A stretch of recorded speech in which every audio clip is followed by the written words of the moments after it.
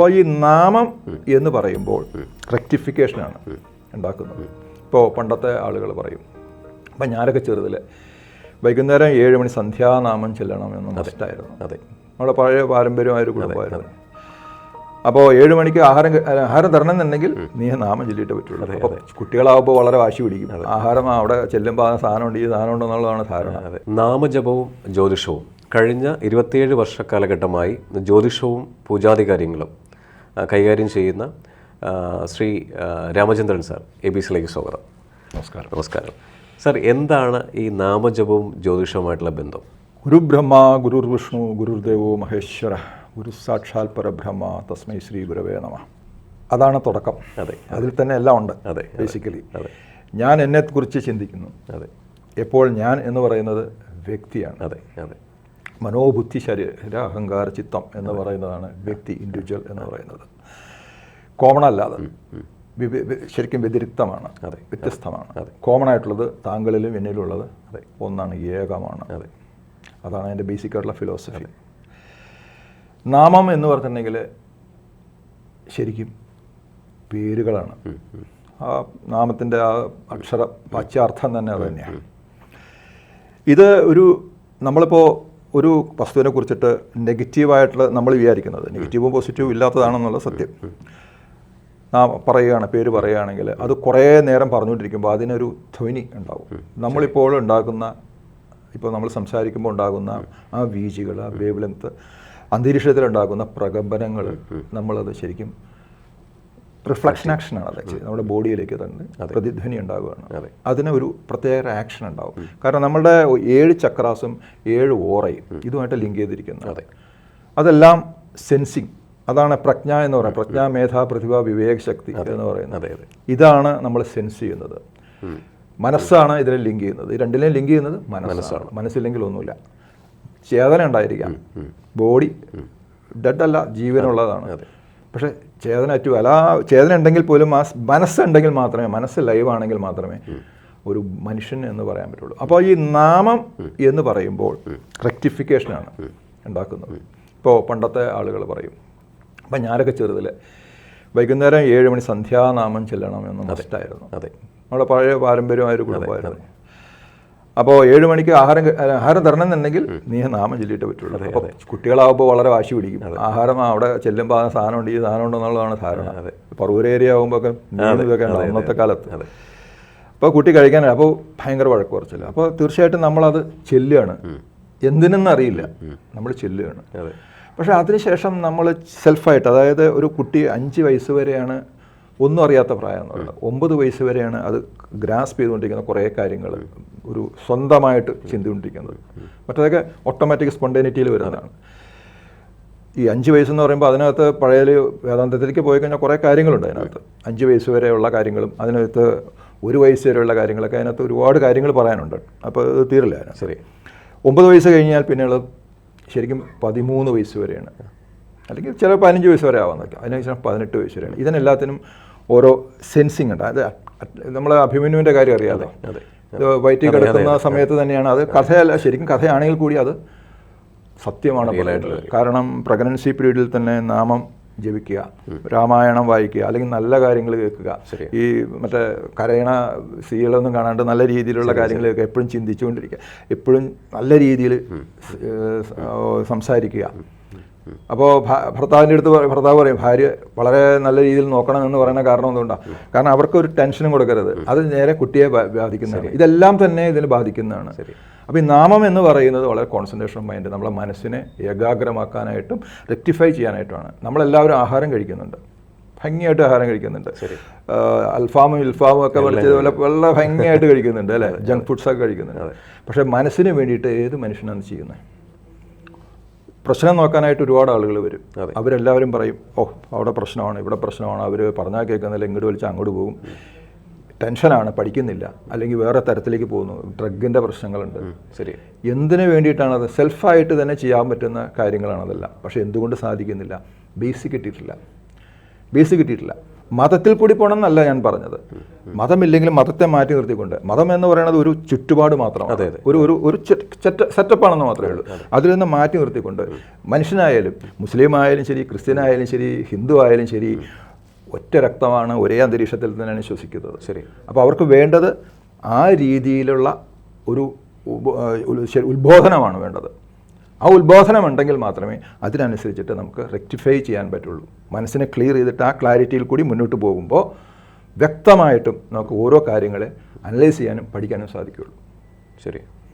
Basically അതെ അതെ തീർച്ചയായിട്ടും വിഷമങ്ങളുണ്ടാവും സ്വാഭാവികമായിട്ട്. അപ്പം നാമജപം എന്ന് പറഞ്ഞിട്ടുണ്ടെങ്കിൽ ഇപ്പോൾ നമശിവായ, ഇപ്പോൾ ഹിന്ദുസിൻ്റെ രീതിയിൽ പറയാം, മറ്റുള്ള രീതിയിലും പറയാം, പിന്നീട് പറയാം. നമശിവായ എന്ന് പറയുന്നത് 5 അക്ഷരമാണ്, പഞ്ചാക്ഷരി എന്ന് തന്നെ പറയുന്നത്. നായ്ക്ക് എന്ന് പറഞ്ഞിട്ടുണ്ടെങ്കിൽ അതിനകത്ത് 1001 സംഖ്യ രീതിയിലുള്ള കാര്യങ്ങളുണ്ട്. 1001 എല്ലാത്തിനും ഈ 5 അക്ഷരത്തിന് 1001 സങ്കല്പങ്ങളുണ്ട്. 221 പഞ്ചാക്ഷരികൾ ഉണ്ടെന്ന് പറഞ്ഞാൽ മനസ്സിലാവും. 221 പഞ്ചാക്ഷരികളുണ്ട്, മനസ്സിലായി. ഗരുഡ പഞ്ചാക്ഷരിയും അമൃത പഞ്ചാക്ഷരി തുടങ്ങിയിട്ടുള്ള പഞ്ചാക്ഷരികൾ തന്നെ ഈ നമശിവായ അങ്ങോട്ടും ഇങ്ങോട്ടും മാറ്റിയിട്ടിട്ട് നമ്മളുടെ ആൾജിബ്രയിലെ അക്ഷരങ്ങളെ ABC എന്നുള്ള അക്ഷരങ്ങളെ അങ്ങോട്ടും ഇങ്ങോട്ടും മാറ്റിയിടുമ്പോൾ എങ്ങനെയാണോ ഒരു ഫോർമുല ഉണ്ടാക്കുന്നത് അതേ രീതിയിലാണ് അതിൻ്റെ പവർ എന്ന് പറഞ്ഞിട്ടുണ്ടെങ്കിൽ നേരെ ചെല്ലുകയാണ്. അസ്ത്രമന്ത്രമുണ്ട്, നമ്മളുടെ ഇതിനകത്ത് അസ്ത്രമന്ത്രമുണ്ട്. ഈ അസ്ത്രമന്ത്രം ഒരു മുദ്രയാണ്. അതെ, പൂജ പഠിക്കുമ്പോൾ അറിയാം. അതെ, ശംഖുപൂരണത്തിനും മറ്റുള്ളതിനൊക്കെ എത്തനും വരുന്നതാണത്. ഓരോ തളത്തരാതി ഓരോന്നിനും ഓരോ സങ്കല്പത്തിനും ഓരോ വെർഷനുണ്ട്. കാരണം ഈ അന്തരീക്ഷത്തിലുള്ള എനർജിയെ നമ്മളിലേക്ക് ശാംശീകരിക്കുകയാണ് ചെയ്യുന്നത്. മനസ്സിലാവുണ്ടോ? ഇപ്പോൾ പൂജയുടെ കാര്യം പറയുകയാണെങ്കിൽ, ഇപ്പോൾ വിഷ്ണു പൂജ ചെയ്യുകയാണെങ്കിൽ നമ്മൾ വിഷ്ണു ആയിട്ട് വേണം ചെയ്യാനായിട്ട്. അതിന് ഉപയോഗിക്കുന്ന എന്താണ്? അതിനെ ന്യസിക്കുക എന്ന് പറയും. അതായത് ഈ അക്ഷരങ്ങളെയെല്ലാം തന്നെ നമ്മളുടെ ഈ മലയാളത്തിൻ്റെ അക്ഷരങ്ങളെ തന്നെ എല്ലാത്തിനെയും ഓരോ അംഗങ്ങളിലേക്കും നമ്മൾ ന്യസിച്ചിട്ട് നമ്മൾ ആ പവർ, അതായത് നമ്മൾ വിഷ്ണു ആകുകയാണ്. എന്നിട്ട് നമ്മളുടെ ആ ചൈതന്യത്തെ നമ്മൾ ആവാഹിച്ച് മുദ്ര കൊടുത്ത മുദ്രയിൽ അങ്ങോട്ടേക്ക് കൊടുക്കുകയാണ് ചെയ്യുന്നത്. അതിന് പവറാണത് ആക്ച്വലി. ഇതിനെ ഇല്ല നെഗറ്റീവാണ്, അത് അന്ധവിശ്വാസമാണ് എന്ന് പറഞ്ഞിട്ട് കാര്യമില്ല. നമുക്ക് തെളിയിക്കാവുന്ന കാര്യങ്ങളാണത്. ആ പവറിനെ നമ്മൾ തെളിയിക്കാവുന്ന കാര്യങ്ങൾ. അത് റീഹീൽ കൂടി ആയാലും ശരി, പ്രാണിഹീൽ കൂടി ആയാലും ശരി, മറ്റുള്ള രീതിയിലുള്ള അഡ്വാൻസ്ഡ് ആയിട്ട് അവർ വിശ്വസിക്കുന്ന രീതിയിലാണെങ്കിൽ ശരി, ഇതൊക്കെ സങ്കല്പിച്ച് നമുക്ക് കുറയ്ക്കാൻ സാധിക്കും എനർജി. പിന്നെ സംഭവിച്ചിരിക്കും. അതെ, കാരണം ഒരു ബീജഭാവം, അതായത് ഒരു കുട്ടി ജനിച്ചു കഴിഞ്ഞാൽ, അത് ഉത്ഭവിച്ചു കഴിഞ്ഞാൽ, ഭ്രൂണത്തിൽ വന്നു കഴിഞ്ഞാൽ തന്നെ ആ കുട്ടിയുടെ വിധി നിർണയിച്ചു കഴിഞ്ഞു. ശരിയാണ്, നിർണയിച്ചു കഴിഞ്ഞു. കാരണം അതിൻ്റെ ജീനിൻ്റെ അതിൻ്റെ ഓരോ അംശങ്ങൾക്കും ഒരു കാലാവധിയുണ്ട്. ശരിയാണ്, കാലത്തിനെ ബേസ് ചെയ്തിട്ടാണ്. ശരി, അതിന് രോഗങ്ങൾ വരും. ശരിയാണ്.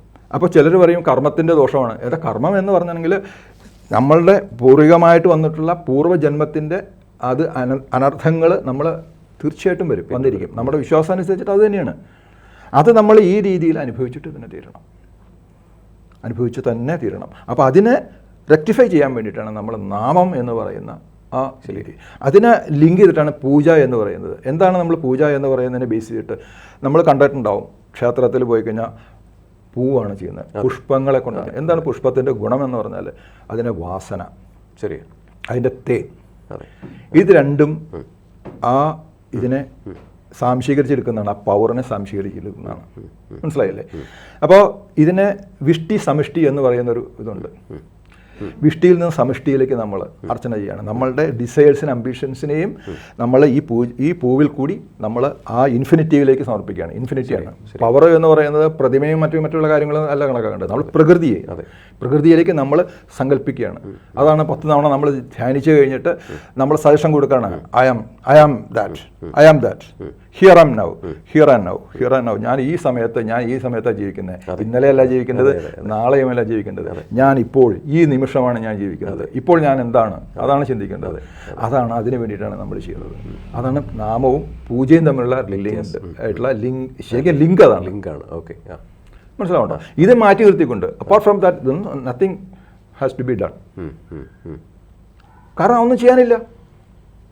ശരിയാ, ഇതാണ് നമ്മൾ ചെയ്യേണ്ടത് ബേസിക്കലി. അത് കർമ്മ ആവാം. മെഡിറ്റേഷൻ എന്ന് പറഞ്ഞാൽ എന്താണ്?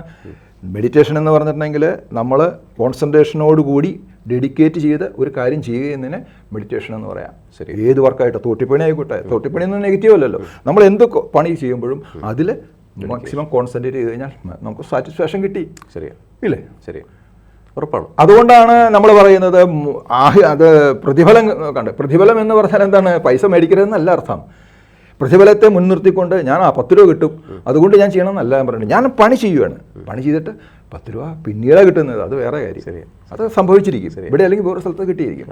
അപ്പോൾ നമ്മൾ എത്രമാത്രം സിൻസിയറോട് കൂടി ഒരു കാര്യം ചെയ്യുന്നുവോ അതിൻ്റെ ഫലം പൂർണ്ണമാണ്. അതാണ് പൂർണ്ണത്ര പൂർണ്ണമാതായ പൂർണ്ണസ്യ പൂർണ്ണമാതായ പൂർണ്ണാൽ പൂർണ്ണമുദിച്ചത്. അപ്പോൾ ശരിക്കും പറഞ്ഞിട്ടുണ്ടെങ്കിൽ പൂർണ്ണമായിട്ട് നമ്മൾ അർപ്പിക്കുകയാണെങ്കിൽ, പ്രകൃതിയിൽ അർപ്പിക്കുകയാണെങ്കിൽ, ഈശ്വരൻ എന്ന് പറയുന്നത് അതാണ്, പ്രകൃതി തന്നെയാണ്. നമ്മൾ പൂർണ്ണമായിട്ടും അതിലേക്ക് അർപ്പിക്കുകയാണെങ്കിൽ അതിൻ്റെ ഫലം പൂർണ്ണമായിട്ട് തന്നെ കിട്ടും. പകുതി വില ചെയ്ത് കഴിഞ്ഞാൽ ഗുണം കിട്ടുമോ? നമുക്ക് ഇല്ല. എത്രമാത്രം നമ്മൾ കോൺസെൻട്രേറ്റ് ചെയ്യുന്നു അത്രമാത്രം ഗുണം കിട്ടും. അത് തന്നെയാണ് ജ്യോതിഷത്തിൽ പറയുന്നത്. എല്ലാ കാര്യങ്ങളും അത് തന്നെയാണ്. പക്ഷെ അതിനെ വളച്ചൊടിച്ച് പല തരത്തിലാക്കി എന്നുള്ളത് സത്യം. That is different. ശരി, അത് എല്ലാവർക്കും ഇല്ലേ? മാത്രമാണോ? എല്ലാത്തിലും. ജ്യോതിഷമോ വാസ്തുവോ പൂജയോ നിങ്ങൾക്ക് ആവശ്യമുണ്ടോ? ഈ താഴെ കാണുന്ന നമ്പറിൽ വാട്സപ്പ് ചെയ്യൂ. നിങ്ങൾ ചെയ്യേണ്ടത് ഇത്രമാത്രം: ഈ നമ്പർ നിങ്ങളുടെ മൊബൈൽ സേവ് ചെയ്യുക. അതിനുശേഷം ഞങ്ങളുടെ നമ്പറിലേക്ക് വാട്സപ്പിലേക്ക് ഹായ് അയയ്ക്കുക. ജ്യോതിഷ സംബന്ധമായ എല്ലാ ആവശ്യങ്ങൾക്കും ABC മലയാളം നിങ്ങളോടൊപ്പമുണ്ട്. ജ്യോതിഷവുമായി ബന്ധപ്പെട്ട എല്ലാ വിശേഷങ്ങളും നിങ്ങളിലേക്കെത്താൻ ABC ജ്യോതിഷം സബ്സ്ക്രൈബ് ചെയ്യുക.